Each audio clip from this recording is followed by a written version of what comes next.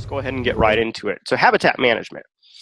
All right. So really the first thing we have to ask ourselves is, what is habitat? And we oftentimes talk up or use these words when we're talking about things, but sometimes we really don't understand what we're talking about specifically when we're talking about habitat. So what we're talking about is the physical environment where an organism lives. So when we think about habitat in the larger scheme of things, especially when we're relating it to honeybees, what we're talking about is that physical environment that those honeybees are interacting with. And we all know from working through this class together that really your foraging range for your honeybees is about a 3-mile radius from the hives. So you can think of their habitat really as that 3-mile radius around that hive. That is the habitat that they're going to interact with. It's that physical environment. Those are where they're going to collect all of their food and nectar from, or pollen and nectar from. And so that specific area is very important because it provides all the necessities of life. And so when we are trying to understand what a good habitat is, the things that we're looking for are these favorable environmental conditions. And a lot of times when we're talking about these favorable environmental conditions on a wider scale, beyond just honeybees, sometimes these favorable conditions can be in very small areas, and we call these microclimates. Or, this can be a larger area that we're talking about as well that's offering favorable conditions for specific specific species of, we'll say insects, since that's what we're going to be working with, with honeybees. So there are these particular areas that are better suited for honeybees than others, and recognizing that and getting your hives in those places are going to help you out. So that habitat, like I said, is going to be favorable environmental conditions. It's also going to include all the food, water, and shelter that organisms require to survive. Now, one of the things that's been happening in the United States, and globally for that matter, since really the Industrial Revolution in the United States and the Green Revolution that came right after World War II, and the development of chemically derived fertilizers and insecticides, was that we started to see this really huge boom in agriculture. Give me just a second. I'm taking a drink of water there. If you haven't noticed, I'm a little under the weather, so if I start choking, don't mind me. But what we're looking at when we're talking about this green revolution and what's happened to agriculture since then is that we've basically simplified habitats. And so we're talking about the loss of diverse habitats. And we know that from our previous lectures that honeybees really require a diversity of nectar and pollen resources in order to be productive. And being productive, what I'm talking about is the ability to reproduce. And it's not just honeybees that require this. It goes much further beyond that to beneficial insects as a whole. And so when we're thinking about our farms, there's also these things we call natural enemies, which are predators and parasitoid insects that actually attack our crop insects. And so when we lose habitat that's complex and go for this more simplified environment that we have in agricultural landscapes, we eliminate a lot of the diversity. And so what that does is it creates this bottleneck where there's just not the food resources available to really provide adequate nutrition for the beneficial insects that are on our landscapes. And you can see from this picture here, this is a common landscape that you would see in the Midwest, where we have, tracts of land. And this is how we do production agriculture in the United States. But you see, if you were to have beehives in this area, they're going to be exposed to primarily the same crop, or maybe a couple crops. Maybe we're looking at corn and beans here, like we see a lot in Michigan. And if our bees were actually looking for diverse food resources within this landscape, you can see that there are just patches. Like down here on this river, there's this patch of wooded areas. So this is a natural area that you're going to see a lot of diversity and plant life within there that your bees can take advantage of. But if your bees are, well beyond that and in this total farmscape, what you're going to end up with is this situation where food resources are going to be scarce a lot of times of the year. And then they're going to come on so heavy at certain times of the year that it's going to be overwhelming. And so what we are ideally looking for when we're talking about this and an ideal habitat for honeybees is we really are interested in finding those diverse landscapes, places where we can have plant resources that are constantly in bloom and constantly offering a food source for our honeybees. And so the idea came along in the field of ecology that maybe we could actually play an active role in changing some of the lost habitat that we've had and converting it back into something that supports an organism that we want to support. And that is what we call habitat management. And basically what it is, it's the manipulation of habitat to make it more suitable for a specific species or a group of species. Now, there's been a really big push in the entomology world, the world that I live in, to really, push these dynamic habitats. And these dynamic habitats are basically complex in both the resources available that they're offering, and I'm talking about flowering resources, so actual flowers, and then also the complexity of the habitat itself offers a lot of shelter and cover that insects look for when they're trying to be protected. And so these types of habitats, not only, when we're talking about a pollinator habitat, I want you to think of this as pollinator habitat, but I know many of you are farmers, and these pollinator habitats really have a dual purpose because of the diversity that's in them, where you're going to get not only food for your bees, but you're also going to get food and resources for beneficial insects that are going to help control your crop pests as well. So it's not, when we're talking about habitat management for pollinators, we're also talking about most beneficial insects are going to benefit from habitat like this. And so when we're talking about habitat manipulation, what we're trying to do to offer these diversity of resources and these complexity of structures to our organisms that we're interested in supporting is that we're going to dictate the type and quality of food that's out there. And now, we went through our honey plants early in the year, and when I went through that list, we talked about the quality of pollen and nectar resources that come from certain plants. And so that's what really comes into play here, is that when you're developing habitat on your farm, specifically for pollinators, you have the opportunity to pick the best quality products, the best quality flowers, the highest nutrition flowers for your honeybees. And you also have the ability to manipulate the blooming times that are coming up. So by selecting certain plants, you can actually have resources available all season long, and that keeps that honey coming in all season long. You're also going to manipulate the amount of food. So, for example, if we have a 10-acre farm and we convert an acre of it to pollinator habitat, that's a tremendous amount of food that we're adding to the resources available to our bees on our farm. We also can manipulate the arrangement of food. And so we have situations like I showed in the previous slide where you may be in an area where there is no resources around you. Maybe you have a row crop farm yourself. And so maybe it's corn and beans out there. And yeah, they're going to get some from that. When the beans start flowering, they're going to get some resources from that. But for the most part, there's not a lot out there. So you can actually arrange these refuges of pollinator habitat around your farm to offer these specific and strategically placed resources for your animals, your livestock, which are your bees. Also, when you're talking about manipulating these habitats, water is always something that we should be thinking of. And as all of you know, and I think I hope we've gotten this through to you, but your bees are going to need water, right? They need food and water just like any other livestock. And so, when you're developing habitats like this, you have the opportunity to maybe even think about putting in ponds or something like that where you can supply a fresh water source to your bees. And then, like I had mentioned, these diverse, complex habitats also offer cover and shelter for insects, and that's really important. Now, a lot of times, one of the things that farmers get worried about when they're incorporating diverse habitats into their landscapes is, am I going to be attracting pests, specifically crop pests? So, if I'm growing asparagus, we'll use asparagus as an example. If I'm growing asparagus, the last thing I want to do is plant something like this on the side of my field, and then that's going to increase my asparagus beetle pressure. The thing that you have to keep in mind with this is generally when we're talking about complex habitats like this, yes, you're going to get some pests that are attracted to them. But for the most part, the natural enemies that are going to be incorporated into habitats like this, your predator and parasitoid insects, are going to really, the increase in their population is going to mitigate any kind of crop pests that are going to come up from something like this. But typically crop pests are not going to be something that you're going to have to worry about coming off of these plants.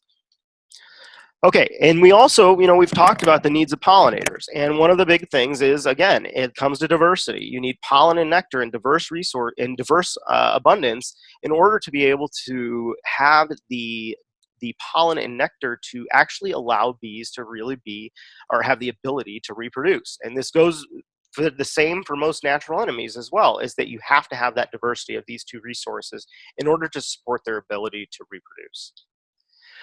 Now, this particular bulletin here, this is the E2973. This was a bulletin that was put out by the Rufus Isaacs lab. His lab studies bees primarily, but they've also partnered with the Landis lab, who studies primarily natural enemies. And so this is a really good document that I like to share. And I did share this with you as part of the handouts that I sent out earlier in the week.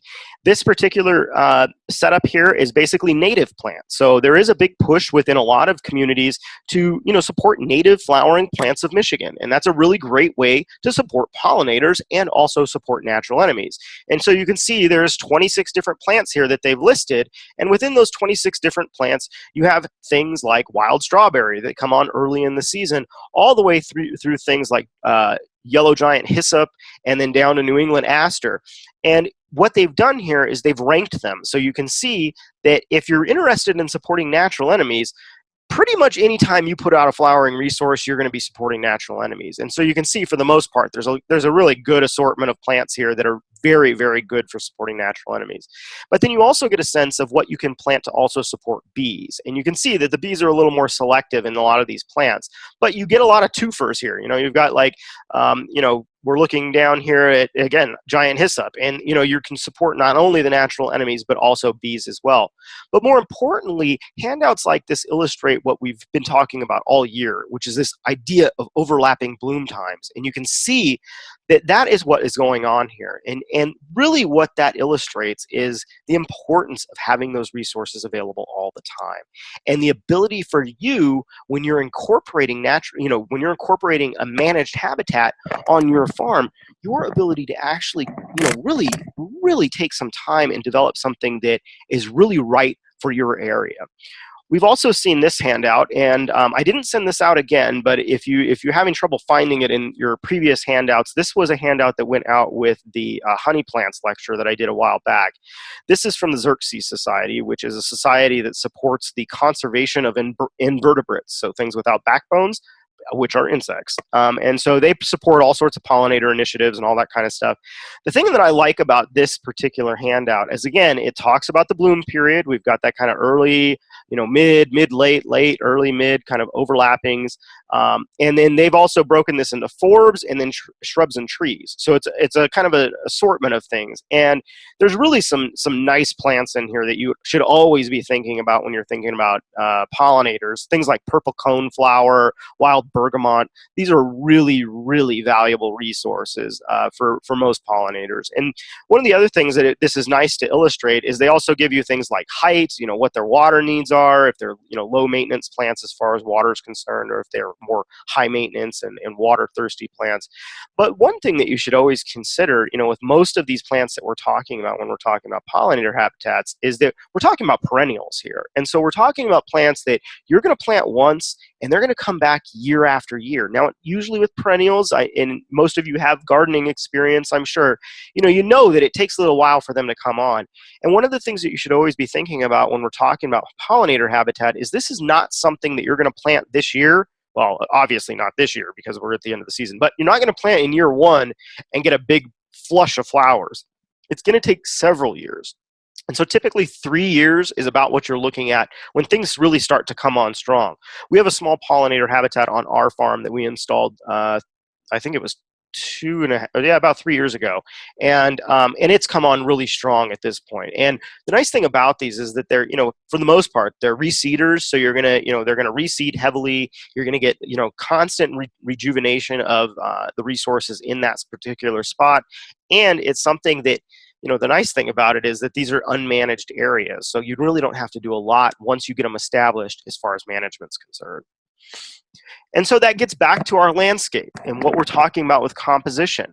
So when we're talking about the idea of developing, a pollinator habitat or these diverse landscapes with flowering resources, the thing that we always want to come back to is, what are the resources around me?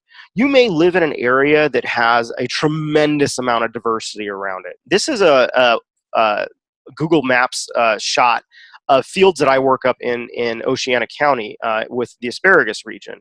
And you can see that compared to the landscape that I showed you previously, there is a lot more pockets of natural vegetation in these areas. And for those of you that live in northern Michigan, or some of these areas that may be a little closer to a lot of nature preserves. This is right under the Pentwater Preserve. You have a huge amount of resources in those areas, but it doesn't mean that adding more is not going to help. And the reason that I brought this particular picture up is because you see all these brown fields here. These are all asparagus fields. So this is a very, very heavy asparagus growing region. And then you've also got some pockets of orchards that you see down here. So you basically are looking at orchards and asparagus, and then you'll have the assorted corn and beans mixed in there as well. Those are pretty limited flowering times that we're talking about. Asparagus, when I work in asparagus, there are honeybees all over that stuff when it's flowering, but it just finished flowering, and it only flowers for about 2 or 3 weeks.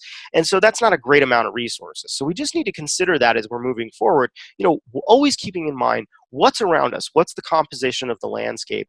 And, this can also inform where best it would be to put pollinator habitat on your land as well. Okay, so incorporating pollinator habitat can be easy, and it can be, something anybody can do.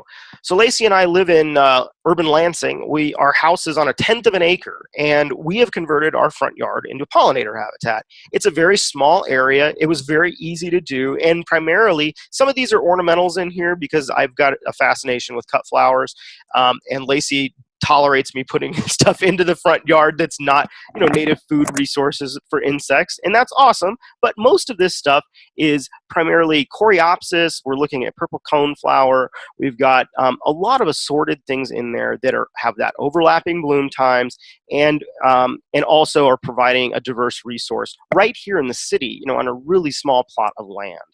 You can also think of areas that don't get a lot of use. And so I really like the idea of, the sides of our hoop houses oftentimes are just areas where, we may roll up and roll down the sides, but there's primarily just weeds in these areas when I go to a lot of these farms that I visit. And that's a great place to just put a pollinator habitat there. It's something that's going to attract, it kind of attracts the eye to the structure and breaks up kind of that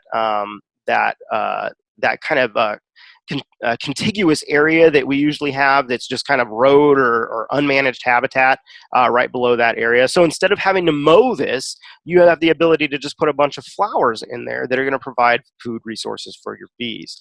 And then also it can get something as creative as doing, these inner rows with flowering species in an orchard. And so even in areas where you may not think that you can utilize these types of resources, there's always opportunities, even with cover crops, to incorporate flowering resources within an otherwise homogeneous landscape. And that brings me back to our farm and, the idea of what you can do on your farm. And so one of the things that I always like to promote when I'm talking about habitat management is, I'm a farmer. We have a small farm. We're about 2 acres. But one of the things that I hate the most is mowing. We waste so much time cutting grass on our farms or managing weeds with a mower. Imagine if you didn't have to do that, and what free time that would make available for you. Driving through the country roads, even going to KBS on Sundays, when we're driving around in these country areas, you're constantly seeing people mowing grass. And sure, grass is fun to, do some outdoor activities on, but it's labor intensive. And so when we're talking about the ability to incorporate pollinator habitat on your farm, what I would really inform you to do is look at these unmanaged margins of your fields. We've got like this area right over here that we could basically fill in with pollinator habitat and then not have to manage those weeds any longer. It now becomes a native habitat that we leave alone. And what that does for the insect community on your farm is tremendous.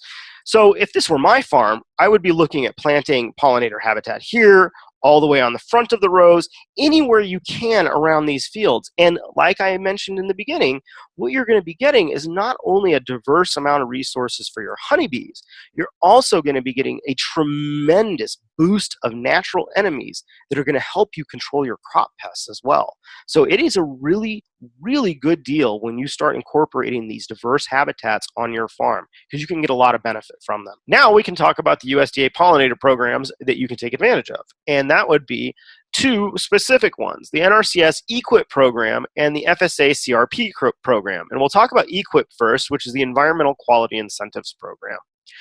So EQIP has what they call the Honeybee Initiative, and this is an initiative that they have put into place where they have funded $4 million for technical and financial assistance for farmers that are interested in improving pollinator health.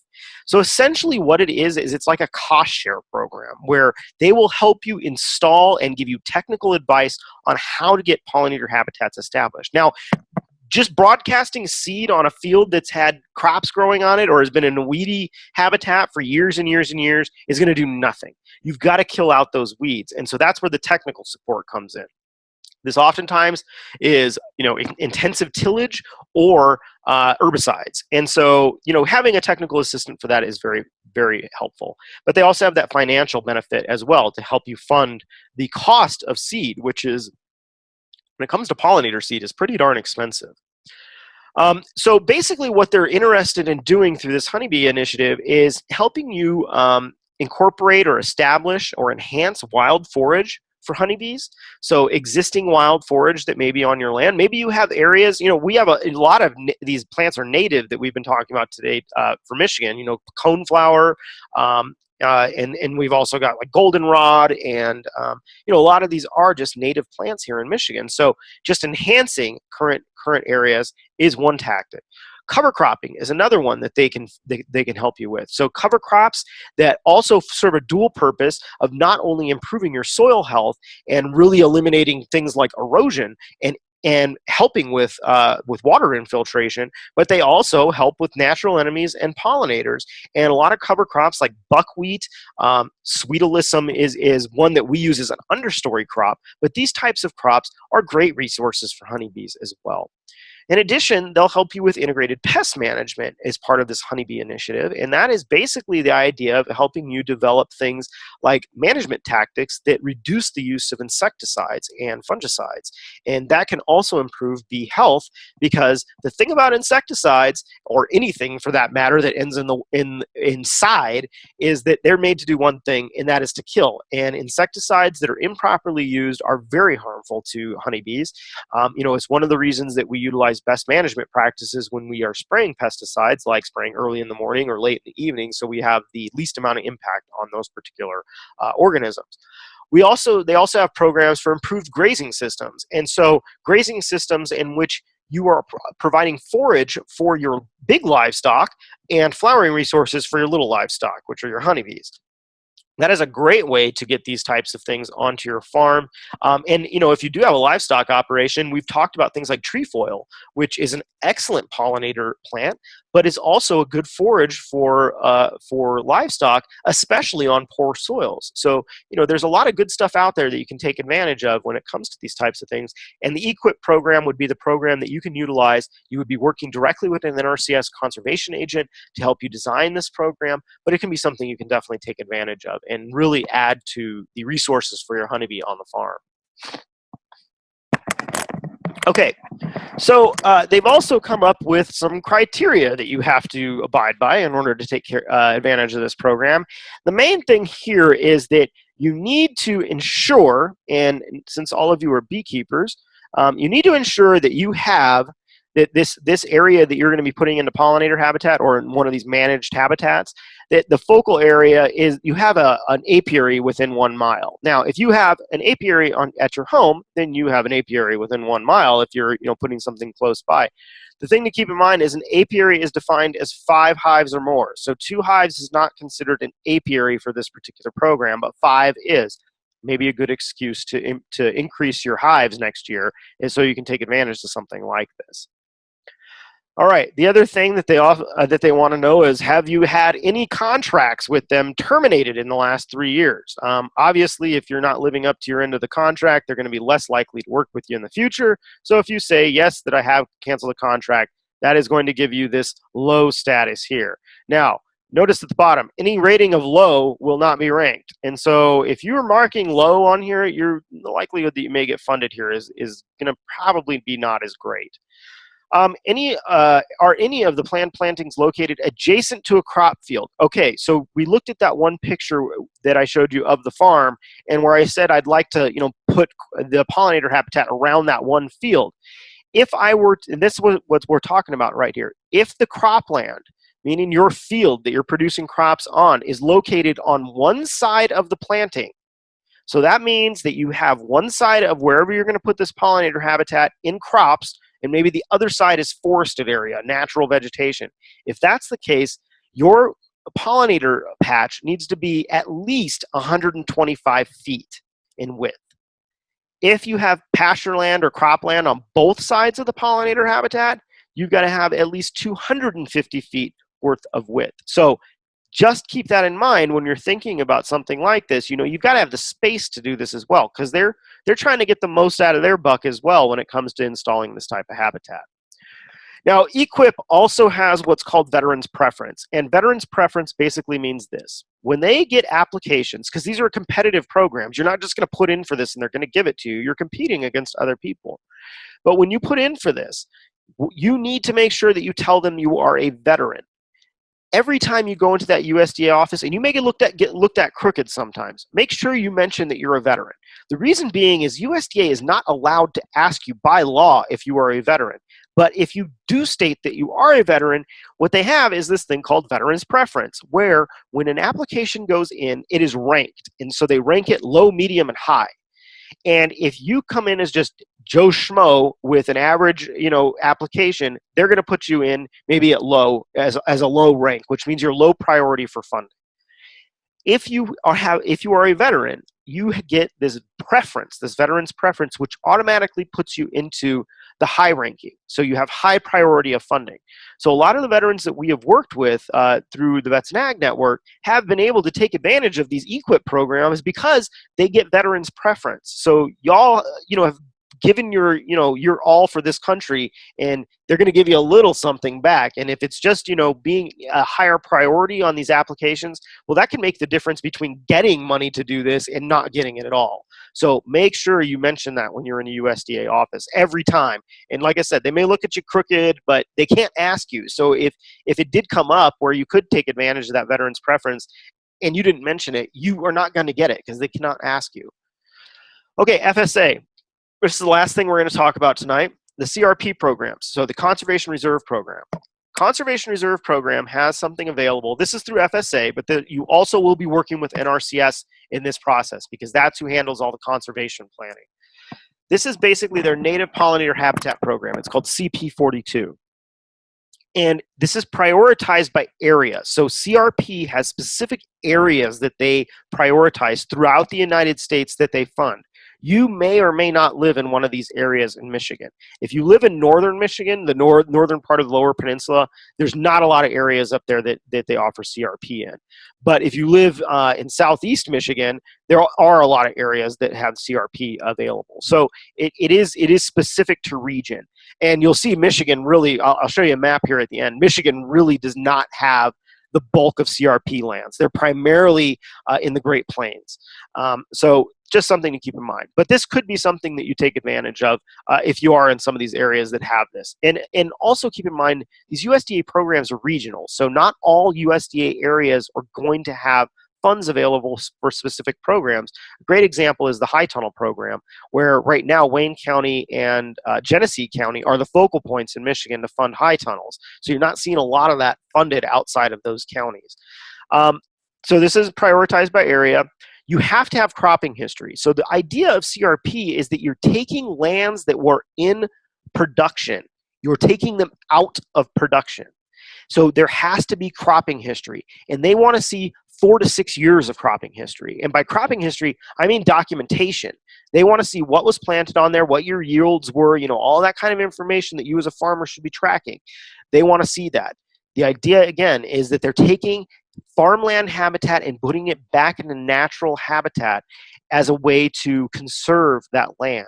Now, the way they do this is they basically rent the land from you. So you get an annual payment for that land from the government to basically not do anything. And the nice thing about this pollinator thing is if you're a beekeeper, you probably want pollinator habitat anyways. And so signing over a minimum half acre of your land to CRP, that actually could benefit you in the way of honey production. So for farmers that are beekeepers, this is a really pretty good deal here. The way that it works is they have specifics. So you have a seed mix that you have to develop with your conservation agent. They have a form that you got to fill out. I sent you the packet that has this form in there. But essentially what they're going to be asking for is in your seed mix that you develop, you have to have 2 pounds per acre of native grasses and a minimum of 2 pounds per acre of wildflowers. And then they also tell you what wildflowers you're going to have in there as well. So your mix can include at least 12 native species, but they require certain ones. And these are the big ones. So if you're ever thinking about just doing this on your own, these are some of the species that you really should be thinking about. The coreopsis, the yellow coneflowers, the purple coneflowers, the wild bergamots, the New England asters, and goldenrod. These are really, really good pollinator plants. And luckily, we live in a state where most of these are native. And, you see them on roadways. That's fantastic. So, these are really well suited for Michigan climates. And definitely, like I said, if this wasn't even something you were interested in doing, these are flowers you should be going after.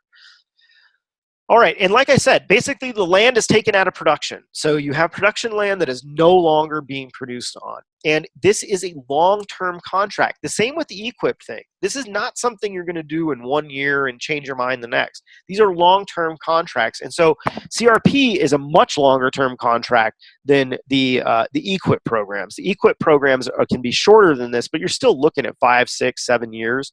But these are 10 to 15-year commitments. And like I said, the USDA is essentially renting the land from you. You get yearly payments, and I tried to dig up some numbers, and basically they're highly variable depending on where you're at.